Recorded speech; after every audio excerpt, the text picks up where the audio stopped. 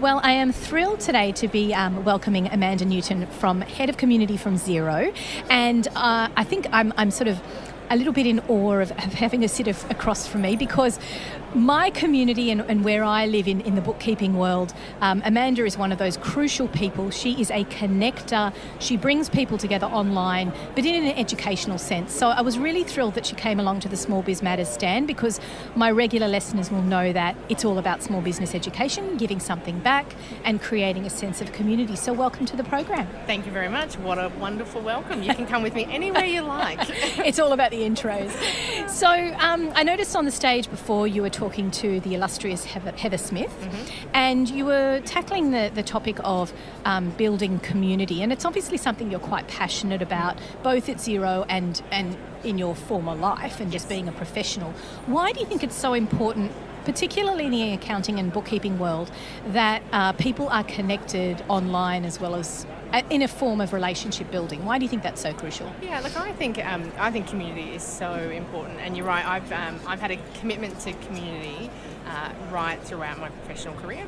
I started as an elected representative for a local council, and I was a deputy mayor. So I understand communities in their grassroots form, and that was where I understood how important it was to have a sense of belonging, and how critical it can be to actually connect people together in a way that they excel, and that peer-to-peer connection can create great outcomes. And so I saw that from a very much a topical point of view. So we often used to see small niche communities gather together around a particular issue, and together they had great outcomes, the way they would brainstorm, the way they would pool their resources, the way that they would form alliances, and the way that they would just create better outcomes than one person can on their own. And so that was really formative to me to understand that in any field I've worked in after that, it's always about how can people do things together.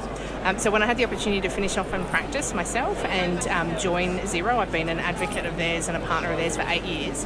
When this job came up as a head of community, I just absolutely took it, because for me, I'm passionate about, having been an accountant and in the bookkeeping space, I'm passionate about what it is to be a small business, and I can see so many instances where when people are connected together around a common issue, around a common goal, and they share openly and genuinely, the outcome is just always better.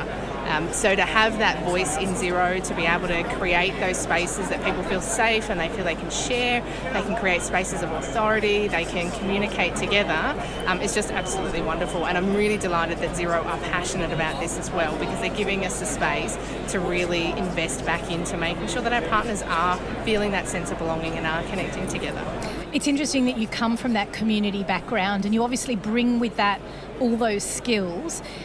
If you were speaking in terms of small businesses, what do you think the importance is of connecting in with your local community for a small business? Oh, it's absolutely critical. So we were, I've participated in BNI. I don't know, many of you probably have a BNI near them, which is very structured networking, but we were also part of our local Rotary groups. We're also part of our the smaller kind of coffee catch-ups and the chambers of commerce. Like, we did all of those things, because to me it was always part of being part of the fabric of your community and building those relationships up, and that connectedness meant that I was a better advisor, because I could connect my clients through to, the right real estate agent, the best loan broker, the lawn mowing person that just takes some time off their hands, and it created a space of genuine authority that allowed us to be able to serve our clients well, and that we built a reputation around our business which was just invaluable and gave back at the same time. So we were able to serve the community that was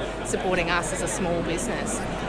So apart from being part of those different networking groups and business groups, and you mentioned obviously your connection to the community with being a counsellor, what other methods, why is it important that the accountants and bookkeepers and businesses as a whole come to conferences like this? How do they do that and build community here?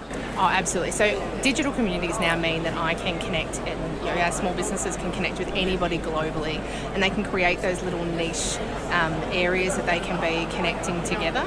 but nothing beats in real life interaction. So an event like this means that you can create new connections that you then maybe can foster digitally over time, or you can actually connect with those people that you may have been having conversations about. You might have been talking about some common things or throwing some ideas around, and then you meet them in person here. And I've always found that is a really important point in a relationship. Is you might have had a great online interaction, and then when you meet face to face, it always makes that relationship stronger.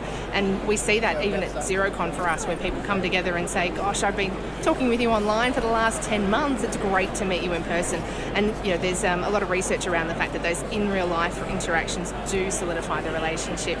When you're in a digital community, 93% of our communication is non-verbal, so it is still hard to connect digitally. So that in real life interaction just makes those relationships deeper, more authentic, and then they often build more success off the back of that. Well, it's nice to hear you talk about that, because obviously the Xero, I can't remember the exact name of the Facebook group, but the Xero Bookkeepers Partners Group. So that is something that obviously anybody in the accounting bookkeeping world, regardless of whether they're in Xero, is a great source of education for just bookkeeping as a whole, or accounting as a whole, as well as being on top of cloud and different apps that are available, and plugins and the marketplace and all that stuff. So can you give me a couple of top tips as the admin and the moderator and the person who runs that page, which I'm sure is much more than a full-time role? Can you give me a couple of top tips on what people can do if they're thinking about setting up an online community like that? Yep. What are some great strategies they should implement from the word go? Absolutely. So social media can be a horrendous black hole of time. So, I'm sure we've all been there, where you've just jumped on board to Facebook for 5 minutes and 3 hours passes and you think, my gosh, that was my afternoon. So it's important to have some purpose around what you're trying to do.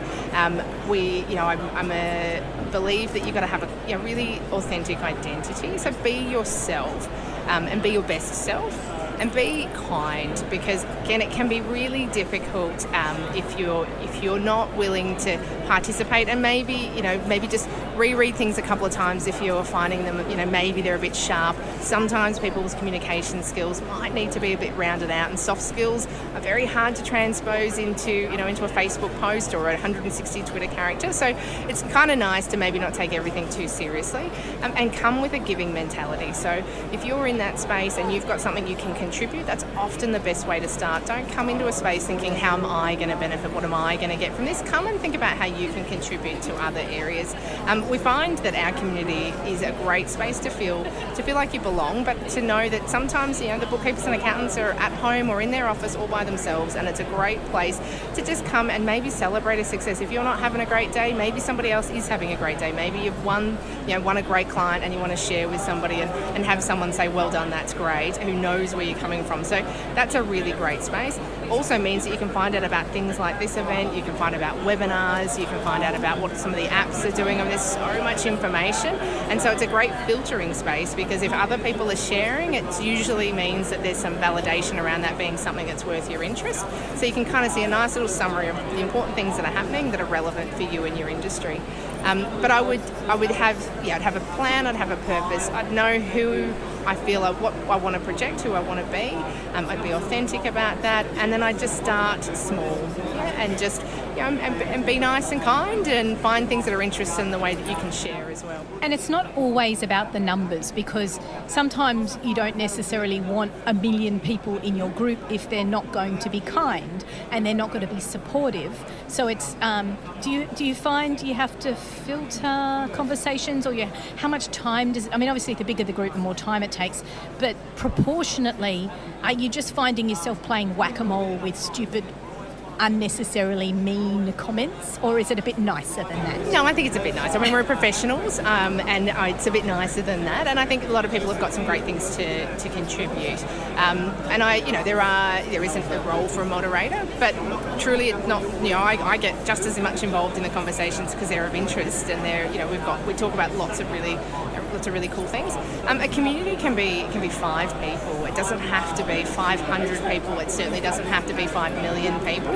It can just be 5. It might be 5 clients that you think might be a great little small group that you can just start talking about maybe you've got some common clients, or you've got a common initiative that you're working on, or you're creating an event or a workshop. You can just create a small little community, and then you might like to expand that so that you might add 2 or 3 or 5 or 10, and you can just treat it like a dinner table conversation that expands over time. So don't have to go in and think, oh, I've got 500 people, I need 1,000, because there's some groups out there that will promote how many numbers they've got, but they've just got no traction, or they don't have any depth, or there's no authenticity. You really want to build something that's small and special and then grow. Well, those are some excellent tips for anybody who's starting to think about building their own online community. Of course, if you want to find out a little bit more about what Xero is doing here at the Accounting and Bookkeeping Expo, Accounting and Business Expo, I should say, Xero has a dedicated stand. You're giving lots of free business education, which I think is wonderful, as long as all the other stands and theatres that are around as well. And just one more time, tell us about what the name of the Facebook group is. Yes, the Facebook group is called the Xero Official Partners AU. I think it's got all of those, maybe in a different version. But if you search for Xero Partners AU on Facebook, you'll be able to find us there. Come on in and join the conversations. Excellent. Well, thanks for joining us here on the Small Biz Matters stand, and we will see you once again later on the day. Appreciate it. Thanks very much.